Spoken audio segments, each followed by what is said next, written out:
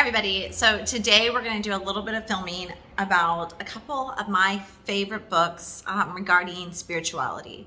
So I love to read. I read often, and taking 5 books is definitely not enough for you guys for me to talk about, but I'm going to keep this really focused in just spirituality, meaning in a general sense, okay?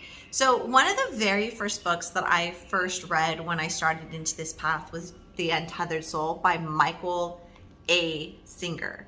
I absolutely love the simplicity of this book. I didn't find it hard to understand in the wording and in the navigation. It was written very simple.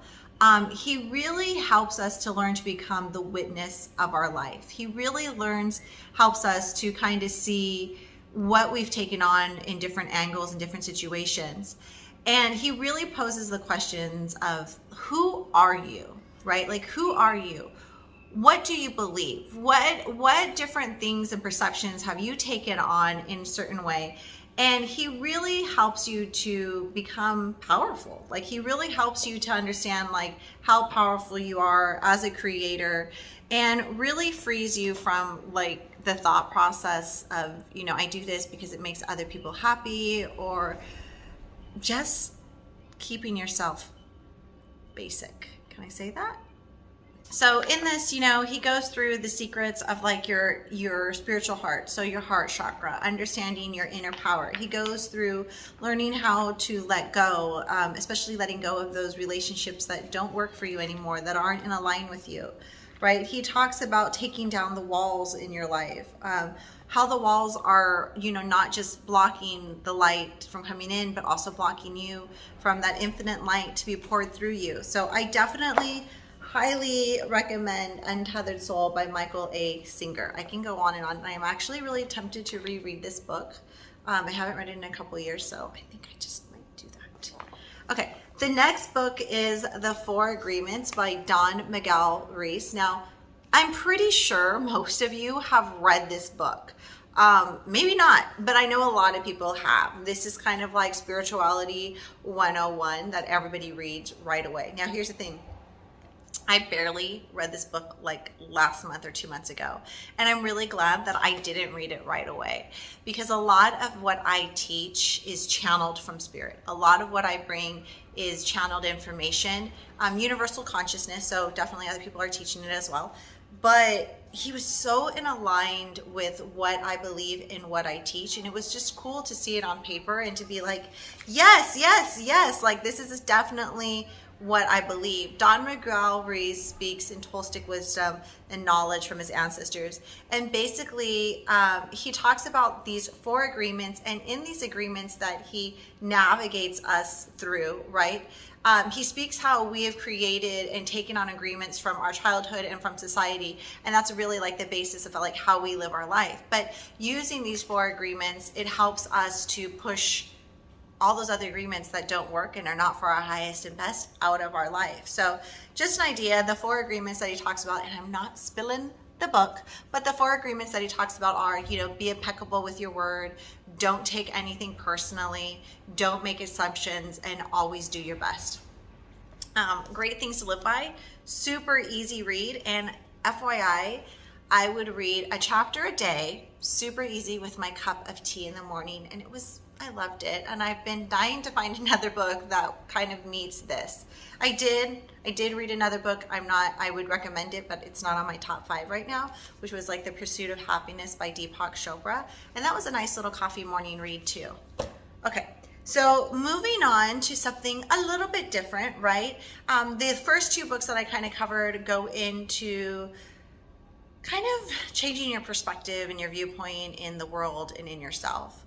The third book is Anna, the grandmother of Jesus. Now, can we just take a moment and appreciate a worn out book? You know it's a good book when it is a worn out book, and this book is so worn out.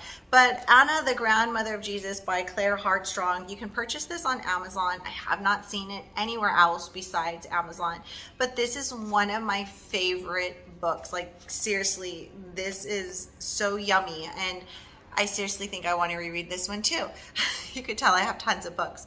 But I have deep dived into this book time and time again. I've used it in multiple teachings and coaching sessions and highly recommend it over and over again. But basically, this is a channeled read. So Claire channeled Anna, the grandmother of Jesus, to bring in kind of her story and her teachings, right?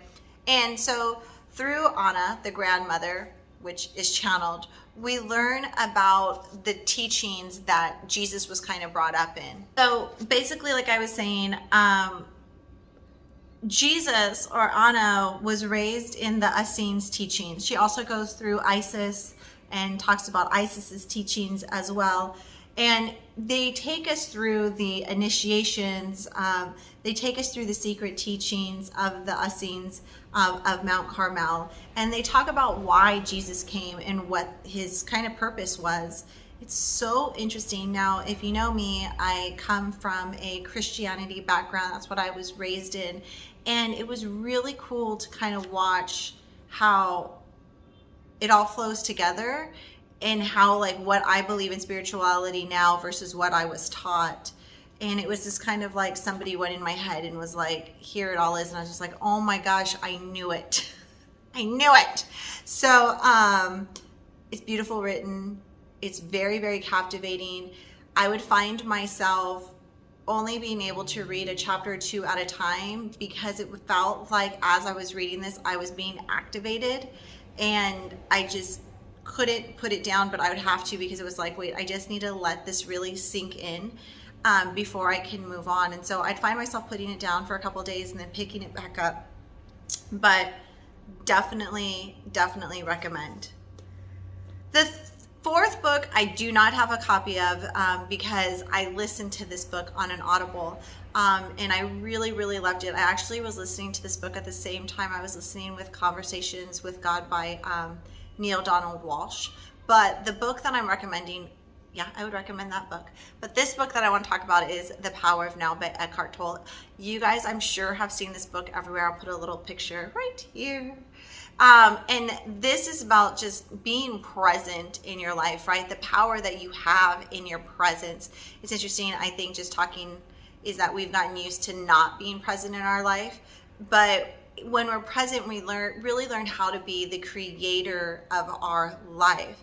And Eckhart Tolle really dives into your ego and how, when we worry about, like, how we overly worry about our future, or we find ourselves sitting in the past, but, you know, being present is where that inner peace and finding that happiness within ourselves. And not that happiness comes from the outside, but that it comes from the inside. So I can't talk enough about that book. It's good on audio. I love it on audio. It's a beautiful book, you know, starting your morning drive with.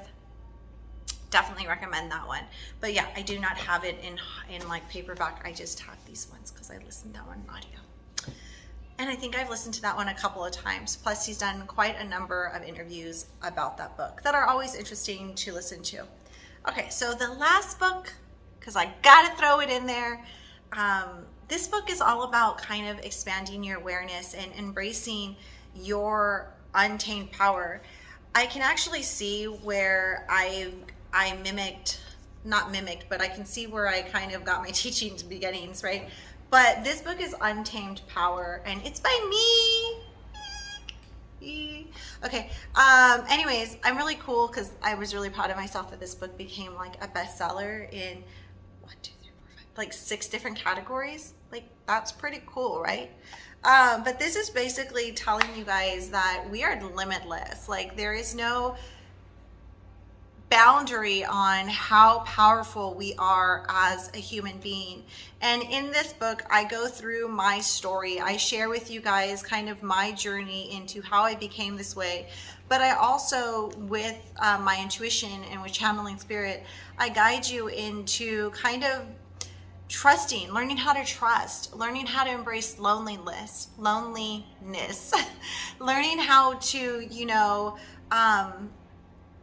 embrace fear and navigate yourself through fear, and learning how to look at yourself and to claim your self-worth and your self-love, and just understand how amazing you guys are, because you really are. And at the end of the chapter, I do talk about like your intuition. I do talk about men as well, because a lot of this book is written to women, because that's just what I identify with, but I feel men can take it as well. And I've had a lot of men feedback saying that they really love this book.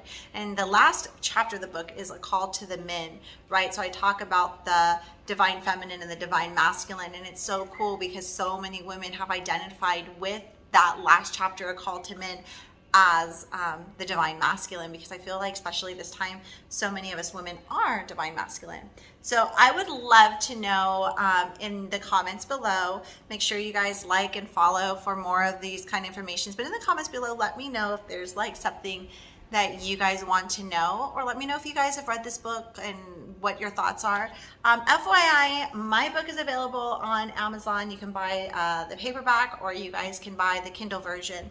But I'd love to let you know down below, have you guys read these books? Did you like them? What were your thoughts? And any other questions you guys have. So thank you for following. Make sure you like and subscribe, and I will talk to you guys later. Bye.